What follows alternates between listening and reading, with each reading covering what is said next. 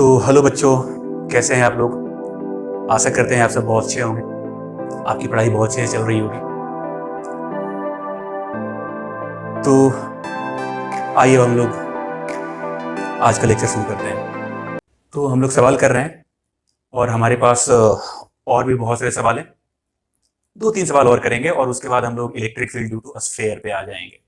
जैसे बच्चों एक खास तरह का सवाल होता है, जैसे इस तरह के सवाल आपसे पूछेंगे। यहाँ पे हमारे पास एक इनफाइनाइट वायर है, यहां पे कोई एक फाइनाइट वायर है, इसका length L, linear charge density λ2। ये चूंकि इनफाइनाइट है, तब तो इनफाइनाइट है, और इसका लीनियर चार्ज डेंसिटी λ1। यहां इन दोनों के बीच में ये सेपरेशन A के बराबर है। अब देखिए यहां पे दो चार्ज सिस्टम है, एक इनफाइनाइट वायर और दूसरा फाइनाइट वायर। तो आप किसी की भी बात करेंगे, उनका अपना इलेक्ट्रिक फील्ड होगा स्पेस में। जैसे अगर आप इनकी बात करते हैं, इस इनफाइनाइट वायर की, तो इसका इलेक्ट्रिक फील्ड पूरे स्पेस में होगा। और हम कह सकते हैं कि इसके इलेक्ट्रिक फील्ड में ये दूसरा लाइन चार्ज को रखा गया। इसका मतलब है इसके पास चूंकि चार्ज है तो ये एक फोर्स एक्सपीरियंस कर रहा होगा इसकी वजह से। तो हमसे पूछ सकता है कि बताइए दूसरा वाला वायर कितना फोर्स एक्सपीरियंस कर रहा है पहले वाले के कारण। उल्टा भी पूछा जा सकता है, क्योंकि इसके पास भी चार्ज है तो स्पेस में इसका भी इलेक्ट्रिक फील्ड होगा। तो हम कह सकते हैं कि इसके इलेक्ट्रिक फील्ड में ये वाला चार्ज रख दिया गया, और अगर इलेक्ट्रिक फील्ड में कोई चार्ज आ जाए तो उसके ऊपर फोर्स लगता है। तो सवाल यह भी कह सकता था कि इस फाइनाइट लाइन चार्ज की वजह से इस इनफाइनाइट वायर पे कितना फोर्स आ रहा होगा। मतलब दो तरह के सवाल हो सकते हैं कि पहले वाले के कारण दूसरे वाले के ऊपर कितना फोर्स, या फिर दूसरे वाले के कारण पहले वाले के ऊपर कितना फोर्स। ध्यान से देखिए दोनों एक ही सवाल है। अगर पहले वाले के कारण दूसरे पे आने वाले फोर्स को हम एक्शन कहेंगे, तो दूसरे के कारण पहले पे आने वाले फोर्स को हम लोग रिएक्शन नाम देंगे। मतलब पहले केस में एक्शन पूछ रहा था, दूसरे केस में रिएक्शन पूछ रहा। और न्यूटन्स थर्ड लॉ से हम लोग जानते हैं कि एक्शन और रिएक्शन दोनों बराबर होते हैं। तो इस तरह के सवाल होते हैं। जैसे इसी में पूछ लेते हैं, find force on finite wire, finite wire कह लीजिए या फिर लाइन चार्ज कह लीजिए, due to infinite line charge. तो इस तरह के सवाल होंगे, इसकी वजह से इस पे फोर्स निकालना है। एक इनफाइनाइट लाइन चार्ज की वजह से इलेक्ट्रिक फील्ड स्पेस में किसी भी जगह पे r डिस्टेंस दूर 2k lambda divided by r, जहां पे r वायर से उस पॉइंट P का परपेंडिकुलर डिस्टेंस होता है। तो इसकी वजह से इलेक्ट्रिक फील्ड r दूरी पे हम जानते हैं। हमसे पूछ रहा है कि इस पूरे पे नेट फोर्स कितना है। तो ऐसे सवाल को आप कैसे करेंगे। तो सोचिए फिजिक्स कितना है, फिजिक्स बस इतना ही है कि हमारे पास दो वायर है, दोनों के पास चार्ज है, एक की वजह से दूसरे पे इलेक्ट्रिक फील्ड सॉरी फोर्स पूछ रहा है। फोर्स पूछ रहा है तो पहले हम लोग जानते हैं कि एक वायर का इलेक्ट्रिक फील्ड अगर मालूम है तो वहां चार्ज से मल्टीप्लाई करते ही फोर्स मिल जाएगा। लेकिन एक प्रॉब्लम है, प्रॉब्लम यह है कि इस इनफाइनाइट वायर की वजह से अलग अलग आर पे अलग अलग इलेक्ट्रिक फील्ड होगा। ये पूरे वायर का इलेक्ट्रिक फील्ड आर यूनिफॉर्म नहीं है। जैसे अगर सवाल ऐसा रहता, देखिए ये भी एक सवाल है, ये एक इनफाइनाइट वायर है प्लस लेमडा, यहां पे एक छोटा सा वायर रहता, ये λ1 है और ये λ2 है और ये दूरी r है या a है, दोनों वायर पैरेलल है। अब अगर सवाल पूछता कि इस इनफाइनाइट की वजह से इस फाइनाइट वाले वायर का फोर्स बताइए, तो वैसे केस में हम लोग बहुत इजी लिख दिए होते। देखिए ये सारा का सारा डिस्टेंस a है, और इसका लेंथ L है।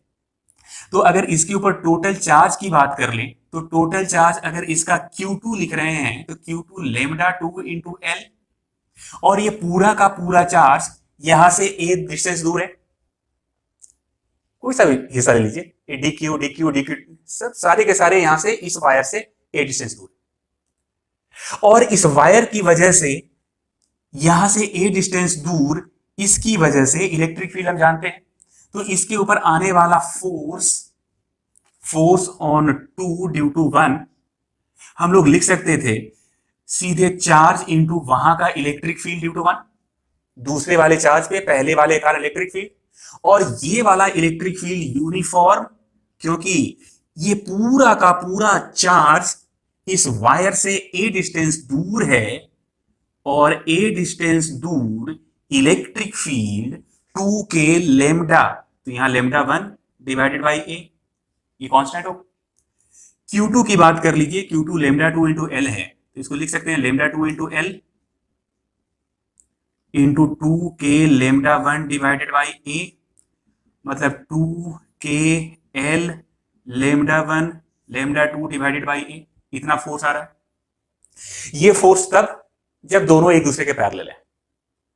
यहां पे इलेक्ट्रिक फील्ड पहले वाले के कारण दूसरे वाले के किसी भी जगह पे आप देखेंगे इलेक्ट्रिक फील्ड कांस्टेंट मिलेगा, क्योंकि कोई सा भी जगह पे आप जाकर देखें सब के सब यहां से ए डिस्टेंस दूर है। ये चार्ज भी ए डिस्टेंस दूर है, ये चार्ज भी ए डिस्टेंस दूर है, ये चार्ज भी ए डिस्टेंस दूर है, ये चार्ज भी ए डिस्टेंस दूर है। मतलब इस छोटे से तार पे जो भी चार्ज है सबका सब बराबर दूरी पे है। तो हम कह सकते हैं कि पूरा ही चार्ज यहां से ए डिस्टेंस दूर है, या फिर ये कह सकते हैं कि ये पूरा चार्ज जिस जगह पे रखा हुआ है वहां पे इसकी वजह से इलेक्ट्रिक फील्ड इवन है, इसके कारण इस पूरे तार पे force electric field into charge के बराबर होगा। लेकिन अगर इस सवाल को देखें तो थोड़ा सा डिफरेंस है। इस छोटे से तार को अलग अलग छोटे छोटे चार्जेस में बांटे जा सकते हैं। अच्छा पहले सवाल तो लिख लीजिए, फाइंड, सवाल लिख लिया क्या आपने? हाँ लिख लिया होगा। तो अब इस वायर से अगर दूरी की बात करें तो अलग अलग चार्जेस का डिस्टेंस अलग अलग है, मतलब इलेक्ट्रिक फील्ड हर जगह पे सेम नहीं है। और अगर इलेक्ट्रिक फील्ड हर जगह पे सेम नहीं है तो वैसे केस में हम लोग एक एलिमेंट लेकर उस पे फोर्स निकालेंगे और फिर वैसे वैसे सारे फोर्सेस को इंटीग्रेट कर लेंगे। तो इस वायर को हम बहुत सारे हिस्से में बांट देते हैं। चलिए यहां से x डिस्टेंस दूर एक छोटा सा एलिमेंट काट लिए dx, और इस पे चार्ज dq2 लिख रहे हैं, ये चार्ज की बात कर रहे हैं। तो dq2 इस हिस्से पे चार्ज मतलब dx लेंथ का चार्ज, जबकि यूनिट लेंथ का चार्ज लेमडा 2 है, तो लेमडा 2 इंटू dx। अब सवाल बस इतना हो गया कि एक इनफाइनाइट वायर है, उसकी वजह से ये एक पॉइंट चार्ज dq2 पे कितना फोर्स आ रहा है। तो इस पे फोर्स कितना आ रहा वो इस बात पे डिपेंड करेगा कि ये चार्ज जहां पे रखा हुआ है वहां पे इलेक्ट्रिक फील्ड कितना है। तो इलेक्ट्रिक फील्ड है किसका? पहले वाले वायर का। पहले वाले वायर से कितनी दूर पे हैं हम लोग? x डिस्टेंस दूर, और x डिस्टेंस दूर पहले वाले का इलेक्ट्रिक फील्ड कितना होगा? 2 के लेमडा 1 डिवाइडेड बाई x। इसका मतलब है कि इस छोटे से हिस्से पे एक छोटा सा फोर्स dF आ रहा होगा, और ये dF किसके बराबर होगा? चार्ज इनटू जिस जगह पे रखा है वहां का इलेक्ट्रिक फील्ड। मतलब लेमडा 2 dx इंटू 2 के लेमडा 1 डिवाइडेड बाई x, मतलब 2 के lambda 1 lambda 2 dx upon x। आप देख सकते हैं कि ये छोटा सा फोर्स x का फंक्शन है, और अगर डायरेक्शन की बात करें तो ये डायरेक्शन आगे। आप इस वायर पे कोई सा भी छोटा सा एलिमेंट ले लीजिए, इसकी वजह से इलेक्ट्रिक फील्ड आगे, इसलिए किसी भी एलिमेंट पे फोर्स का डायरेक्शन आगे। मतलब हर एक एलिमेंट पे फोर्स का डायरेक्शन आगे है, तब तो ये अरिथमेटिक जोड़ से जुड़ जाएगा। तब तो सीधे अगर फोर्स निकालना है, नेट फोर्स, तो वैसे केस में इस डीएफ को सीधे सीधे इंटीग्रेट करेंगे, तो 2k lambda 1 lambda 2 integration dx divided by x। क्योंकि ये फंक्शन भी x का है, वेरिएबल भी x का है, तो इंटीग्रेट हो जाएगा। आपको लिमिट रखना पड़ेगा x का, x कहां से कहां तक बदलूं ताकि ये पूरा रॉड बन के तैयार हो जाए। तो x की शुरुआत a से हो रही है, तो a, और ये पूरा का पूरा फाइनाइट वायर को खत्म होने के लिए x को a प्लस एल तक चलना पड़ेगा। मतलब a प्लस एल, मतलब x अगर a से a प्लस एल तक बदल दिया जाए तो ये पूरा फाइनाइट वायर कवर हो जाएगा, मतलब सारे एलिमेंट कवर हो जाएंगे। अब मैथमेटिक्स है, इसको जोड़ लीजिए। तो फोर्स की बात कर लेंगे, ये k का वैल्यू सब्स्टिट्यूट कर सकते हैं आप, k में ही लिखिए 2k लैम्डा 1 लैम्डा 2। अभी इसका इंटीग्रेशन होता है ln x। लिमिट की बात कर लें, ये a से लेकर a प्लस एल, मतलब 2k लैम्डा 1 लैम्डा 2। अब लिमिट सब्स्टिट्यूट करेंगे, पहले x के जगह पे a प्लस एल, फिर माइनस x के जगह पे a, ये तो log a x minus log y, ये एक फॉर्मूला है, और हम जानते हैं कि ये होता है log x divided by y, मतलब a plus L divided by a। इतना फोर्स एक्सपीरियंस कर रहा है ये फाइनाइट वायर इस इनफाइनाइट वायर के कारण। देखिए ये भी लिख लीजिएगा, क्योंकि अगर पैरेलल होता तो ये फोर्स होता।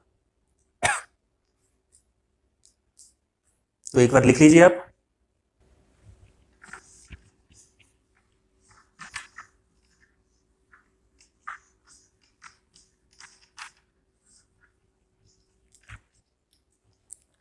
तो अब थोड़ा सोचिए कि अगर सवाल पूछता इस फाइनाइट वायर की वजह से इनफाइनाइट वायर पे कितना फोर्स आ रहा होता,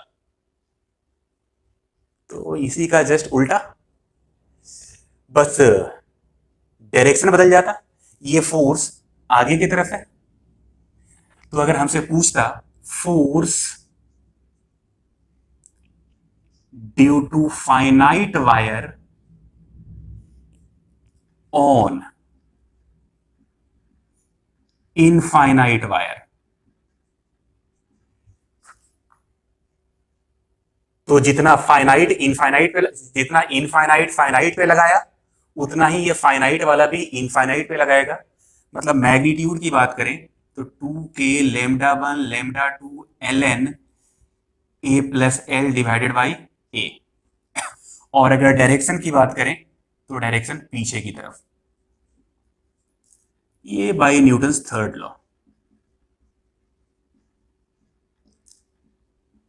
न्यूटन्स थर्ड लॉ।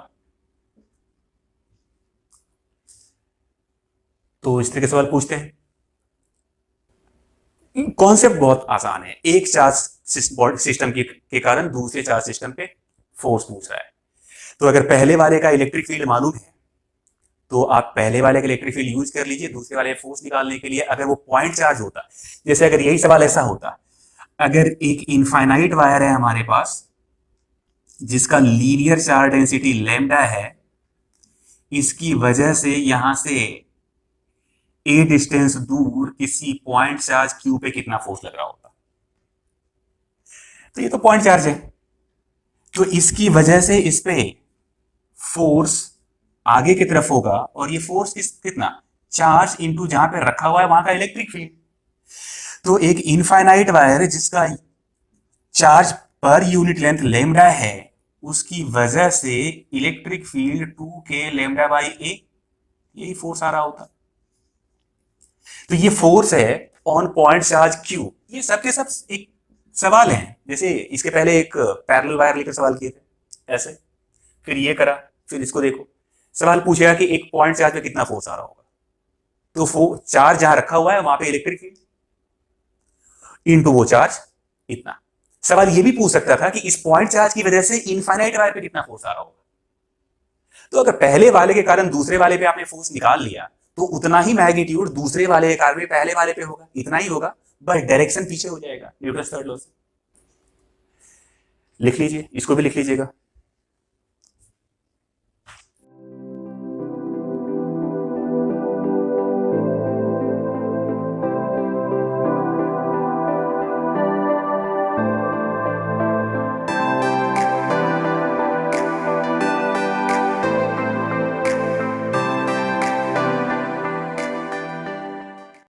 अब देखिए एक अच्छा सा सवाल है, ये एक इनफाइनाइट वायर है,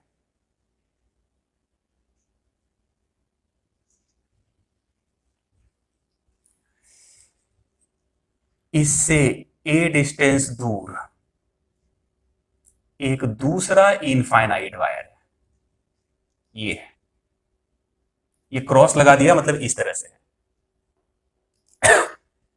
इस तरह से वायर है, मतलब पहला वायर बोर्ड के प्लेन में है और दूसरा वायर बोर्ड के प्लेन के परपेंडिकुलर है, मतलब इस तरीके से दोनों तार रखे हुए हैं।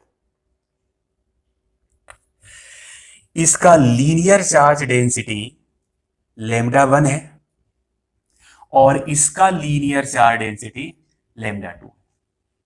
दोनों के बीच में शॉर्टेस्ट डिस्टेंस a है, या फिर यूं कह लीजिए परपेंडिकुलर डिस्टेंस a है दोनों के बीच। अब पूछता है कि पहले वाले के कारण दूसरे वाले पे कितना फोर्स होगा, या फिर दूसरे वाले के कारण पहले वाले पे कितना फोर्स होगा। कोई भी एक निकाल लीजिए, दोनों तो एक ही चीज है। फाइंड फोर्स, या केवल इतना लिखिए, find magnitude of force on one wire due to another. दोनों ही इनफाइनाइट लेंथ के हैं, दोनों के बीच में शॉर्टेस्ट डिस्टेंस a है, दोनों बोर्ड के प्लेन में नहीं है, एक बोर्ड के प्लेन में है और दूसरा बोर्ड के प्लेन के परपेंडिकुलर है। कुछ इस तरीके से आप डायग्राम देख सकते हो, दोनों मार्कर से हम दिखा रहे हैं। तो इसकी वजह से इसमें कितना फोर्स आ रहा होगा, उतना ही फोर्स इसकी वजह से इस पे भी आ रहा होगा, मतलब मैग्नीट्यूड पूछा तो दोनों बराबर ही होंगे, तो किसी एक की वजह से दूसरे पे फोर्स निकालना। तो फिजिक्स क्या है यहां पे, क्या आप इनफाइनाइट वायर की वजह से इलेक्ट्रिक फील्ड जानते हैं? हाँ जानते हैं। कंडीशन कैसा है, दो चार्ज सिस्टम है, एक के कारण दूसरे पे फोर्स निकालना है। फोर्स निकालने के लिए आपको चार्ज इनटू इलेक्ट्रिक फील्ड करना होगा। अगर यूनिफॉर्म होता तो, अभी हम लोग देखेंगे कि यूनिफॉर्म है वेरिएबल है, अगर इनमें से कोई एक भी चीज वेरी करना शुरू हो गया तब तो हम लोग इसी फॉर्मूले को एक एलिमेंट पे जाकर लगाएंगे और उसको इंटीग्रेट करेंगे। तो देखिए, अगर ये इस वायर की बात करें तो ये वाला वायर का पॉइंट, पहले वाले वायर का ये वाला पॉइंट ए डिस्टेंस दूर है, जबकि पहले ही वायर का ये वाला पॉइंट ए डिस्टेंस नहीं कुछ और डिस्टेंस दूर हो जाएगा। मतलब एक वायर के कारण दूसरे वायर पे अगर देखा जाए तो अलग अलग जगह पे अलग अलग इलेक्ट्रिक फील्ड का वैल्यू होगा। इसका मतलब है कि फोर्स अलग अलग होंगे। इसका मतलब है कि हम लोग सीधे चार्ज इनटू इलेक्ट्रिक फील्ड पूरा एक साथ नहीं कर सकते। तो ये हिंट है कि आप जिस भी वायर पे फोर्स निकालने जा रहे हैं उससे पहले आप एक एलिमेंट लीजिए और उस एलिमेंट पे फोर्स निकालिए और फिर फर्दर उसको इंटीग्रेट करने की कोशिश कीजिए। तो मैं सॉल्व करता हूं, आप देखिएगा। तो हम इसकी वजह से इस पे फोर्स निकालने जा रहे हैं और हम लोग अभी जस्ट देखे हैं कि यहां पे ये डिस्टेंस a है। चलिए हम यहां पे चलते हैं, इस जगह पे एक छोटा सा टुकड़ा काट लेते हैं, ये वाला टुकड़ा, मान लीजिए ये डिस्टेंस r है। तो इस वायर की वजह से, इस इनफाइनाइट वायर की वजह से यहां पे इलेक्ट्रिक फील्ड कुछ इस तरफ होगा, और अगर इस पे चार्ज dq है, अगर इस छोटे से हिस्से का चार्ज dq है और दूसरे वाले की वजह से यहां पे इलेक्ट्रिक फील्ड का डायरेक्शन ये है, तो फोर्स dF कुछ इस तरफ होगा, और हम लोग लिख सकते हैं कि ये छोटा सा फोर्स बराबर होगा ये छोटा सा चार्ज इनटू वहां पे दूसरे वाले का इलेक्ट्रिक फील्ड, दूसरे वाले का इलेक्ट्रिक फील्ड, क्योंकि ये चार्ज इसके इलेक्ट्रिक फील्ड में मौजूद है, खुद के इलेक्ट्रिक फील्ड में खुद के ऊपर फोर्स नहीं लगाता, फोर्स दूसरे का फील्ड किसी चार्ज पे लगाता है।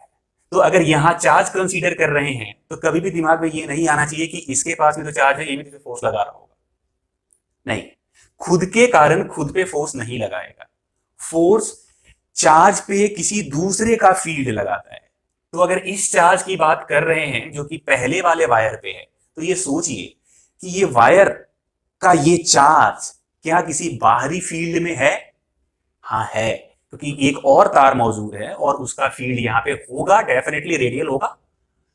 तो इस वजह से इस छोटे से हिस्से पे फोर्स dF, जो कि इसका चार्ज इनटू यहां पे इलेक्ट्रिक फील्ड इसकी वजह से। अब इलेक्ट्रिक फील्ड r डिस्टेंस दूर आप क्या लिखेंगे, क्योंकि ये इनफाइनाइट वायर है, तो 2k λ2 डिवाइडेड बाई r, इसका मतलब ये छोटा सा force 2k λ2 divided by r into dq। अब बात ये है कि आपने जो ये पॉइंट एलिमेंट लिया है वो कहां पे लिया है, क्योंकि पैटर्न बताना बहुत जरूरी है, क्योंकि आप पैटर्न नहीं बताएंगे तो लिमिट नहीं ले पाएंगे इंटीग्रेशन के लिए। तो ये डेफिनेटली हमको बताना पड़ेगा कि ये इनके बीच इस जगह से x डिस्टेंस दूर है, और अगर x डिस्टेंस दूर है तो इस छोटे से हिस्से का लेंथ dx होगा, और अगर इस छोटे से हिस्से का लेंथ dx होगा तो इसका मतलब ये dq चार्ज dx लेंथ का चार्ज है। अब इस dx लेंथ पे λ1 इंटू dx चार्ज होगा, क्योंकि इस वायर के यूनिट लेंथ में λ1 चार्ज है, तो dx लेंथ में λ1 इंटू dx चार्ज होगा। अब इसको यहां सब्स्टिट्यूट कर दीजिए, तो ये मिलने को है 2k λ2 डिवाइडेड बाई r भी हम लोग देख सकते हैं यहां से, पाइथागोरस अगर लगा दिया जाए, अगर पाइथागोरस लगा दिया जाए तो r बराबर लिख सकते हैं हम लोग, कितना देख सकते हैं यहां से, अगर इस एंगल को थीटा कर दिया जाए तो हमारे पास, आप इसके टर्म में भी लिख सकते हैं और इसके टर्म में भी लिख सकते हैं, अगर cos थीटा, cos के टर्म में लिख लेते हैं तो देखिए cos theta base divided by hypotenuse, तो दिस गिव्स अस r बराबर a divided by cos theta, r बराबर a डिवाइडेड बाय, अच्छा पहले तो 2k λ2 dq कितना है, λ1 इंटू dx, ठीक, और ये r, इसको चाहे तो पाइथागोरस में भी लिख सकते हैं, पाइथागोरस में क्या लिखेंगे, x square plus a square, इस ट्रायंगल में देखें तो, चलिए इसको चाहे तो हम लिख सकते हैं under root x square plus a square, अभी इसी में लिखते हैं, तो ये हो गया under root x square plus a square, ये छोटा सा फोर्स है इस एलिमेंट में। हमसे तो नेट फोर्स पूछ रहा है, तो क्या इसको इंटीग्रेट कर लो, वेक्टर है, क्या सीधे इंटीग्रेशन होता है, नहीं, चेक करना पड़ेगा कि सबका डायरेक्शन एक ही है या अलग अलग है, अगर एक ही रहेगा तब तो सीधे इंटीग्रेट होगा, अगर डायरेक्शन बदल रहा होगा तो फिर कंपोनेंट में लेकर इंटीग्रेट करेंगे। तो देखिए, तो इसकी वजह से इस जगह पे इलेक्ट्रिक फील्ड किसी और डायरेक्शन में, इस जगह पे इलेक्ट्रिक फील्ड किसी और डायरेक्शन में, मतलब इधर। गड़बड़ हो रहा है ना, इसका डायरेक्शन इधर है, इधर फोर्स का डायरेक्शन इधर होगा, नीचे कहीं और होगा इस तरफ, तो ये सबका डायरेक्शन अलग अलग है। तो वैसे केस में इसको दो टुकड़े में बांटना पड़ जाएगा। एक टुकड़ा, चलिए इसको डी एफ एक्स लिख लेते हैं, और दूसरा टुकड़ा ये डी एफ वाई।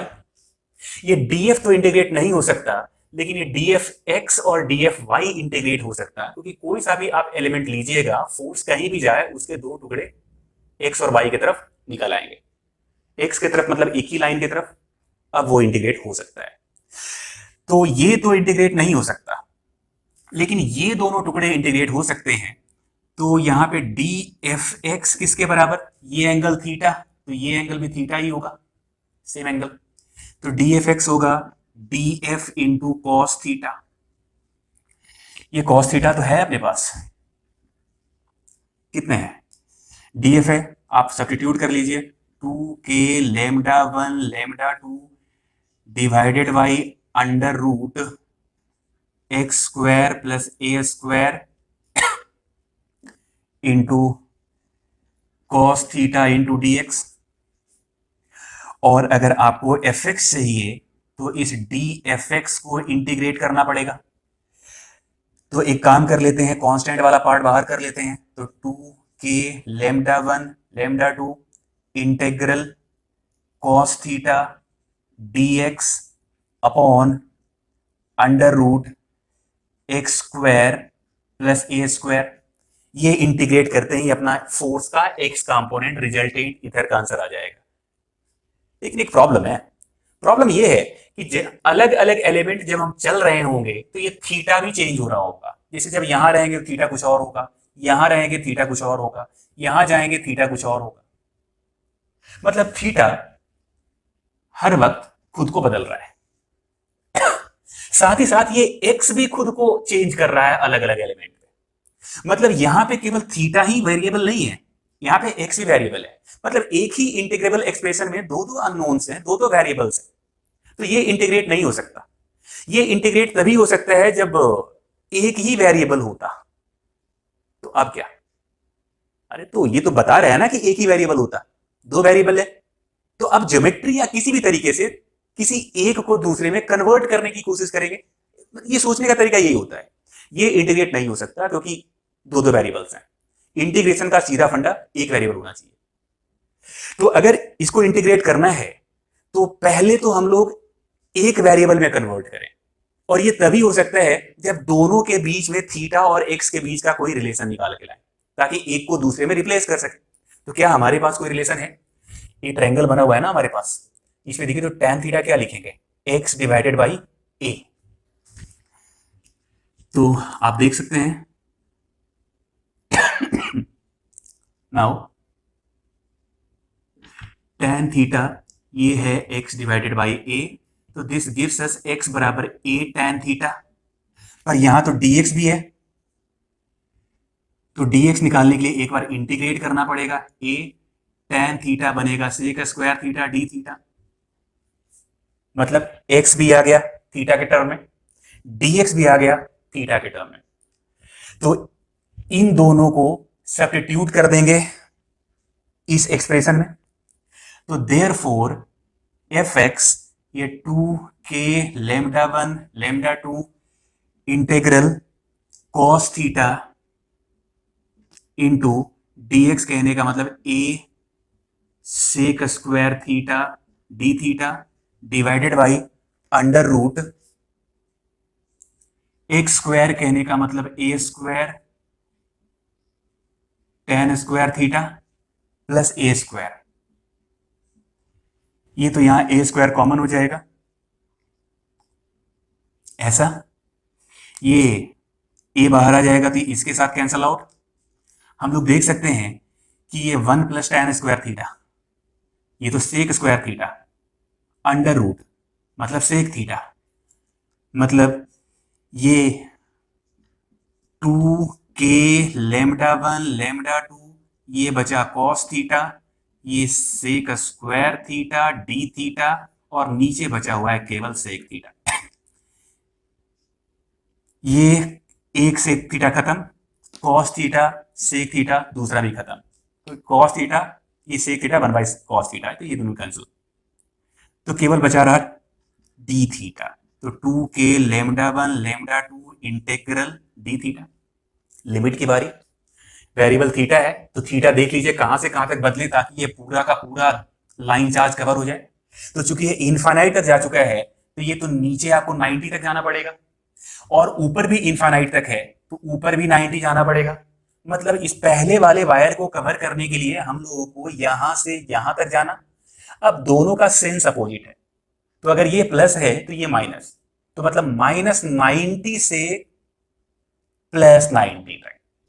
मतलब लिमिट की बात कर लें तो -π/2 से +π/2।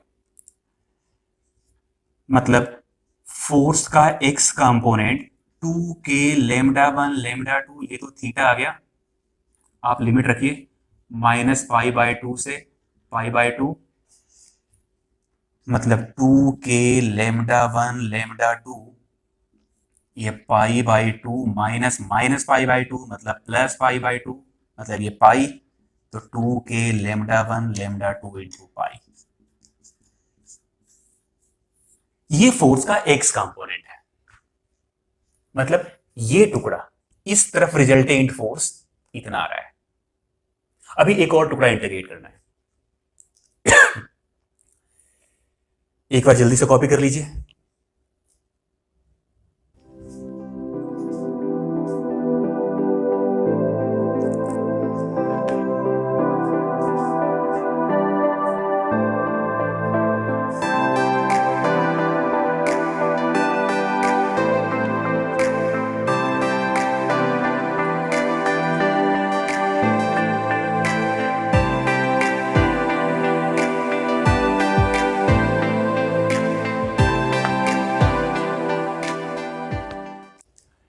तो लिख लिया होगा आपने।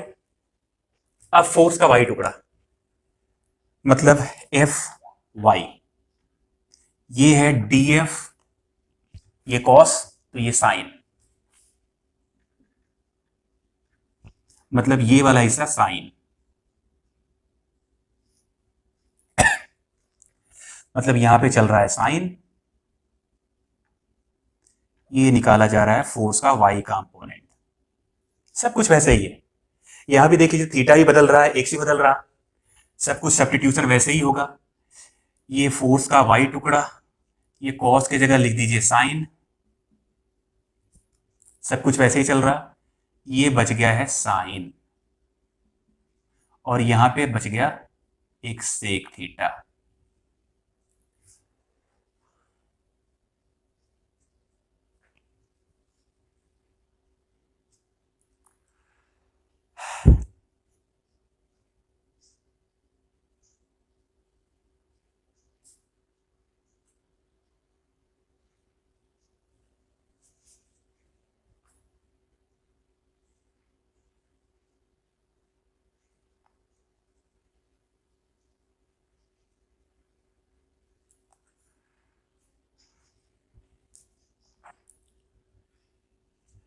तो ये 1/cos थीटा, तो यहां बचा रहेगा tan थीटा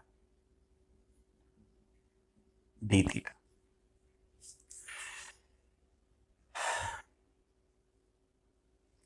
अब इसको इंटीग्रेट करना है, तो ध्यान रखिएगा tan थीटा एक ऑड फंक्शन है, और कोई सा भी ऑड फंक्शन -थीटा -अल्फा से +अल्फा के बीच में 0 देता है तो ये 0 होगा। ऑड फंक्शन की यही कहानी है। ये tan थीटा अगर आप आगे देखेंगे पढ़ेंगे मैथमेटिक्स में, ये एक ऑड फंक्शन है, और ऑड फंक्शन -अल्फा से +अल्फा के बीच में हमेशा ही इंटीग्रेशन 0 देता है। साइन भी अपना ऑड है तो वो भी -अल्फा से +अल्फा के बीच में इंटीग्रेशन उसका भी 0 होगा, तो ये रिजल्ट 0 होगा। वैसे एफ वाई निकालने के लिए इतना इंटीग्रेशन की रिक्वायरमेंट नहीं है। क्यों नहीं है? आप एक एलिमेंट यहां लिए, आप ठीक वैसे ही एक एलिमेंट सिमेट्रिकली नीचे भी ले लीजिए ना थीटा पे, यहां पे एक छोटा सा एलिमेंट डी क्यू, तो इसकी वजह से जो आने वाला फोर्स है वो इधर कहीं होगा डीएफ। अब इसको दो टुकड़े में जब आप बांटेंगे तो ये एंगल थीटा, तो ये भी थीटा, ये आप देख सकते हैं ये एक्स टुकड़ा और ये वाई टुकड़ा, तो एक्स वाला तो ऐड हो जाएगा लेकिन वाई वाला एक दूसरे को बैलेंस कर लेगा। मतलब यहां पे एलिमेंट के ऊपर जो फोर्स ऊपर है उतना ही फोर्स इस एलिमेंट पे नीचे आ रहा होगा, तो इन दोनों का रिजल्टेंट हमेशा जीरो मिलेगा वाई की तरफ। तो इस वजह से resultant force on the wire along Y direction is zero. तो जो रिजल्टेंट है वो किधर है, एक्स की तरफ पीछे। तो आप सिंपल आर्गुमेंट से भी इसको कर सकते थे, नहीं तो आप इंटीग्रेट कीजिए, बस ये आपको आना चाहिए, ये ऑड फंक्शन, क्योंकि देखिए इंटीग्रेट ये tan minus pi by two और plus pi by two infinite होता है, तो ये ध्यान रखना होगा कि ये माइनस अल्फा से प्लस अल्फा के बीच में हमको लोग निकालना है, और माइनस अल्फा से प्लस अल्फा के बीच में ये हमेशा जीरो होता है। अब अल्फा का वैल्यू पाई बाई टू है, इसलिए पाई बाई टू हो या कोई सा भी एंगल हो वो जीरो होना है, क्योंकि ऑड फंक्शन है। तो ये ध्यान रखना पड़ेगा जब आप इसको इंटीग्रेट कर रहे हैं। तो जल्दी से कॉपी कर लीजिए इसको।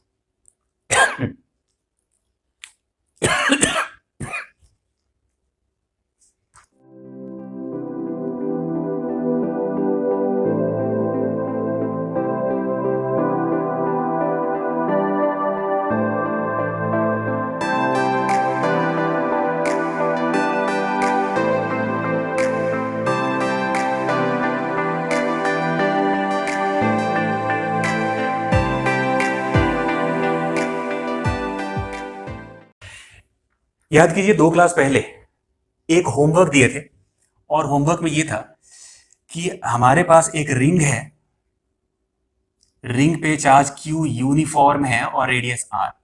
यहां सेंटर से एक सेमी इनफाइनाइट वायर चला गया और इसका लीनियर चार्ज डेंसिटी लैम्डा है।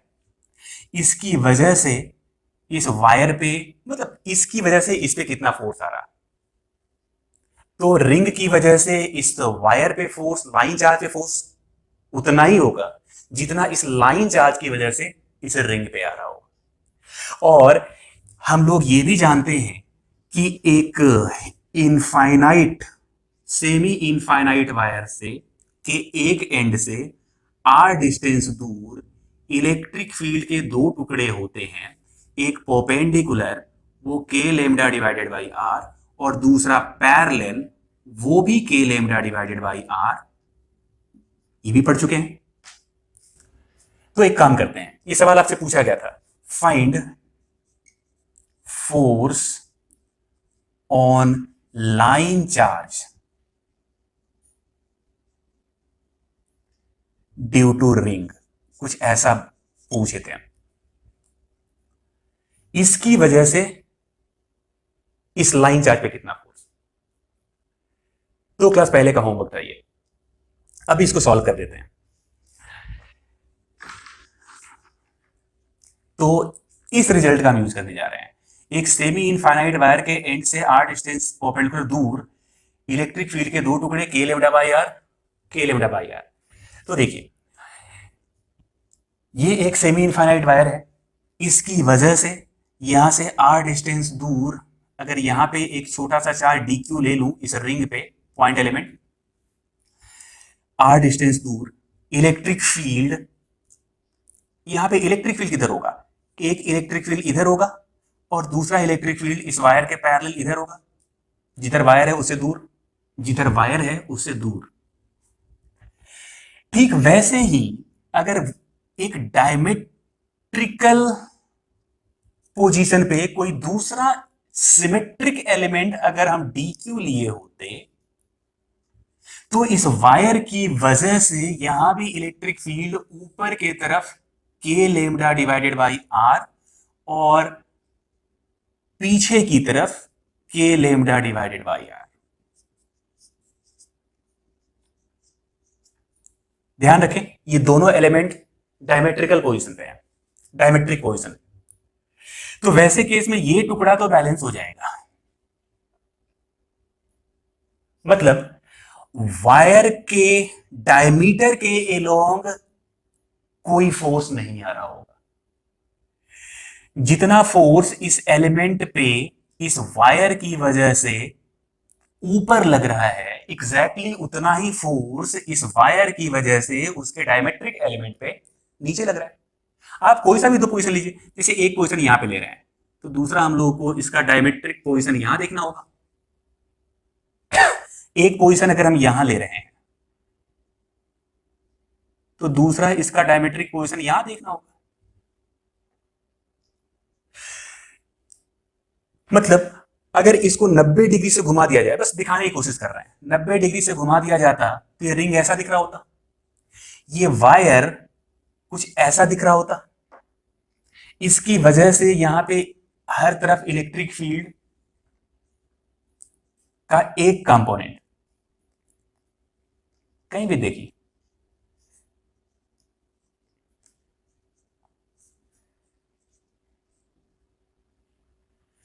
इस वाले टुकड़े की बात कर रहे हैं, इस वाले टुकड़े, ये वायर है, ये वायर है, तो इसकी वजह से इलेक्ट्रिक फील्ड का एक टुकड़ा बाहर की तरफ होगा, दूसरा टुकड़ा अंदर की तरफ होगा, हर जगह पे एक टुकड़ा ये भी होगा।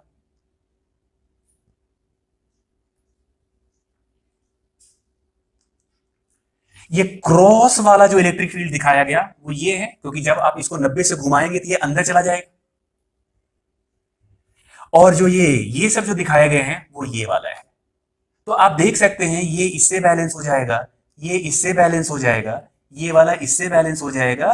ठीक वैसे ही आप इस रिंग पे कोई सा भी एलिमेंट लेंगे उसके कारण रेडियल डायरेक्शन में इस लाइन चार्ज की वजह से आने वाला फोर्स जीरो होगा, क्योंकि किसी एक एलिमेंट पे जो रेडियल हिस्सा आ रहा है फोर्स का, उसी का जस्ट उतना ही मैग्नीट्यूड लेकिन अपोजिट डायरेक्शन में डायमेट्रिक एलिमेंट पे फोर्स आ रहा होगा। तो अब जो फोर्स बचा वो इन क्रॉस फील्ड्स की वजह से बचा है, और अगर क्रॉस फील्ड की वजह से इस छोटे से एलिमेंट पे फोर्स देखा जाए तो डी एफ बराबर क्या लिखेंगे, छोटा सा चार्ज, ये चार्ज इनटू वहां पे इलेक्ट्रिक फील्ड के लेमडा डिवाइडेड बाय आर। ध्यान रखिए ये टुकड़ा बैलेंस हो रहा है तो केवल इस टुकड़े के कारण ही फोर्स आ रहा होगा। तो अब चूंकि सबका डायरेक्शन एक ही तरफ है तो सबका फोर्स का डायरेक्शन भी एक ही तरफ होगा। इस डायग्राम में अंदर की तरफ है, इस डायग्राम में पीछे की तरफ है। ये दोनों डायग्राम सेम है, इसको 90 से इस वायर को बस उठा दीजिए तो रिंग गोल हो जाएगा, वायर सीधा हो जाएगा।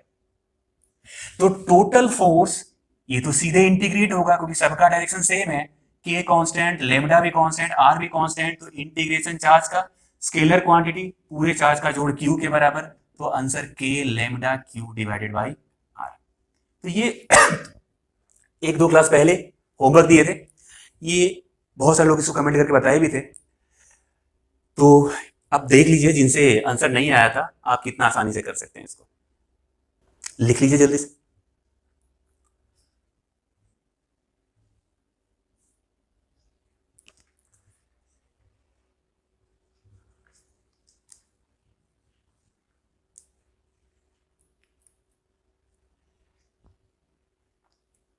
अब देखिए हमसे पूछा था इस रिंग की वजह से इस पे फोर्स, पर हमने क्या निकाला है, ये कौन सा फोर्स है, यहां पे एफ क्या है, ये फोर्स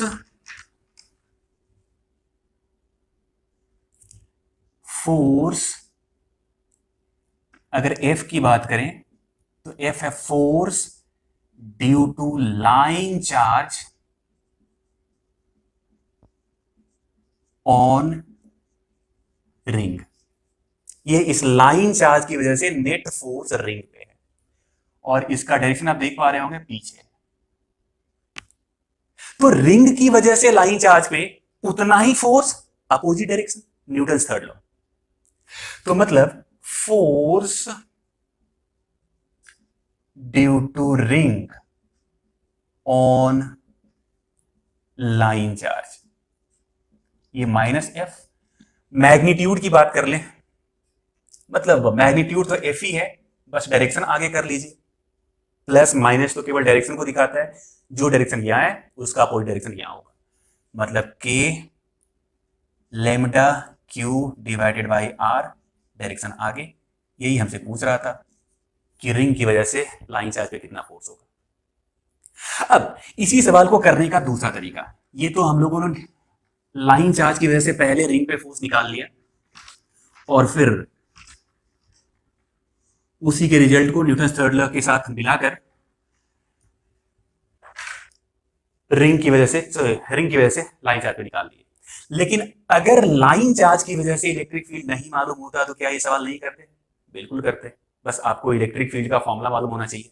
जैसे अगर ये रिंग है, अगर दूसरे मेथड की बात करें, ये रिंग है, तो क्या इस रिंग,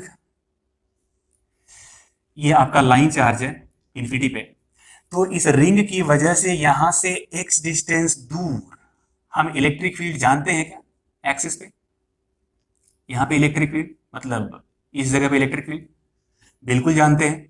अगर ये इलेक्ट्रिक फील्ड E है, इसका रेडियस R है, टोटल चार्ज Q, तो इलेक्ट्रिक फील्ड के Q x divided by R square plus x square का पावर 3/2 पहले पढ़ चुके हैं।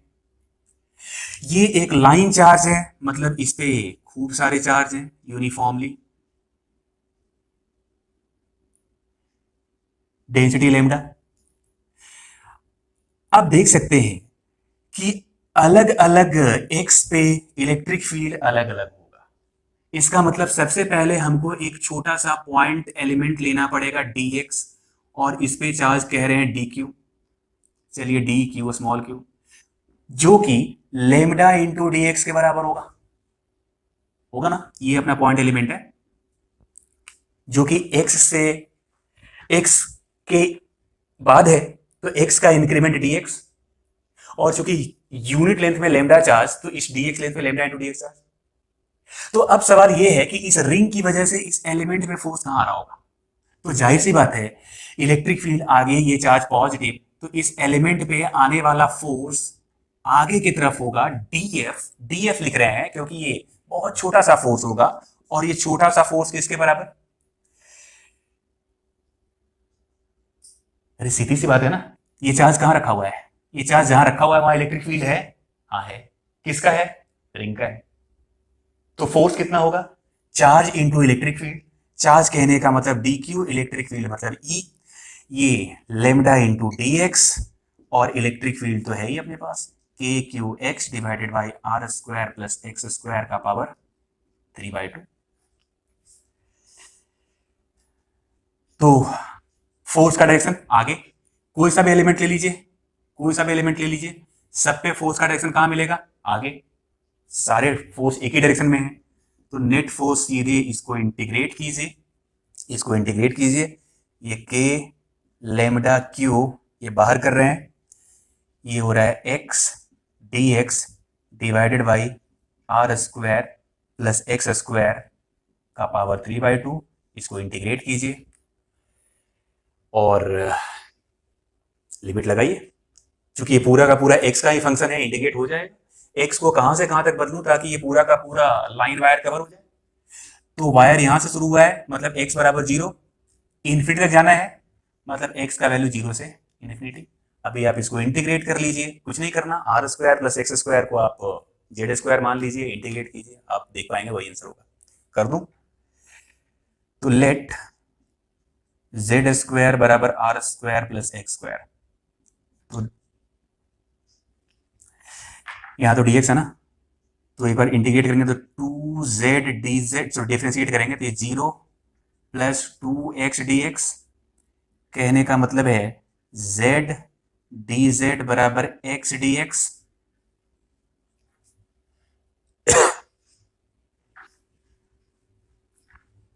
अभी यहां पे यूज कर रहा हूं मैं, सब्स्टिट्यूट कर देते हैं।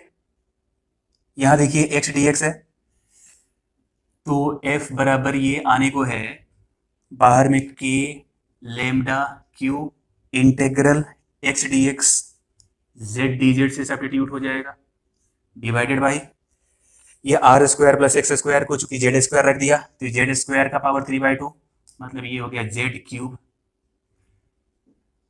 मतलब के लेमडा क्यू, ये हो गया integral dz divided by Z square,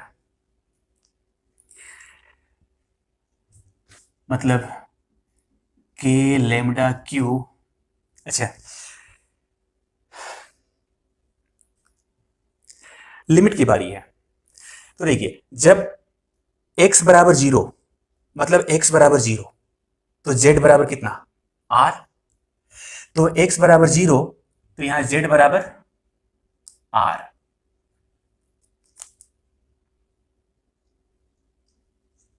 यहां पे x बराबर इनफाइनाइट रख दीजिए, इनफाइनाइट, तो z बराबर भी इनफाइनाइट। इंटीग्रेशन की बात कर लूं तो k लेमडा क्यू, इसका integration -1 divided by z, limit r से इनफाइनाइट। तो एक काम करेंगे, k लेमडा क्यू पहले इनफाइनाइट रख लीजिए, तो -1 बाई इनफाइनाइट माइनस, अब r रख दीजिए, तो -1 बाई आर, तो minus minus plus 1 by R, something by infinity, ये 0। तो ये k lambda Q divided by यहां से 1 बाई आर। देख लीजिए, डायरेक्शन की बात करेंगे तो ये सारे फोर्स कहाँ हैं, आगे की तरफ, तो आगे की तरफ। देखिए मैच कर रहा है क्या। तो ये दूसरा तरीका तो आप तब यूज करेंगे जब आपको एक सेमी इनफाइनाइट वायर की वजह से इलेक्ट्रिक फील्ड नहीं आता। लेकिन अगर आता है तो इतना कुछ करने की जरूरत नहीं है, आप सीधे वन वे में, मतलब आप वायर के कारण इस पे फील्ड फोर्स निकालिए, एग्जैक्टली उतना ही फोर्स या रिंग भी इस वायर पे लगा रहा होगा, तो वो ज्यादा एफिशिएंट मेथड है। अदरवाइज आप मैथमेटिक्स जानते हैं तो आप इस तरीके से भी कर सकते हैं। रिंग के कारण फील्ड आप पढ़ ही चुके हैं, उसकी वजह से वायर के किसी एक छोटे से लेंथ पे आप फोर्स निकाल के उसको इंटीग्रेट कर लीजिए। तो एक बार कॉपी कर लीजिए इसको।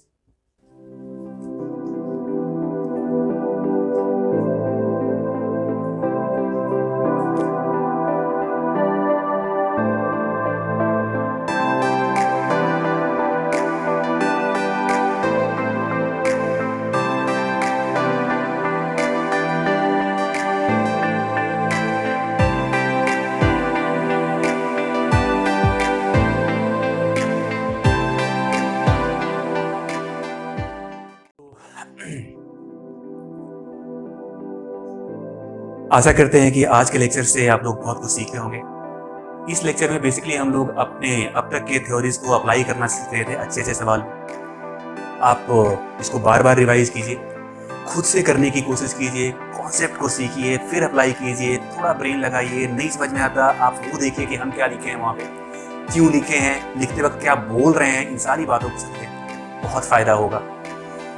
और इसको अपना नोट्स जल्दी से मेंटेन कीजिए। तो आशा करते हैं कि आज का क्लास आपको बहुत हेल्प कर दिया होगा आपके कॉन्सेप्ट्स को बिल्ड करने में, उसको एक सही डायरेक्शन देने में, आपके सोचने के तरीके में थोड़ा इंक्रीमेंट आया होगा। तो चलिए, ऑल द बेस्ट।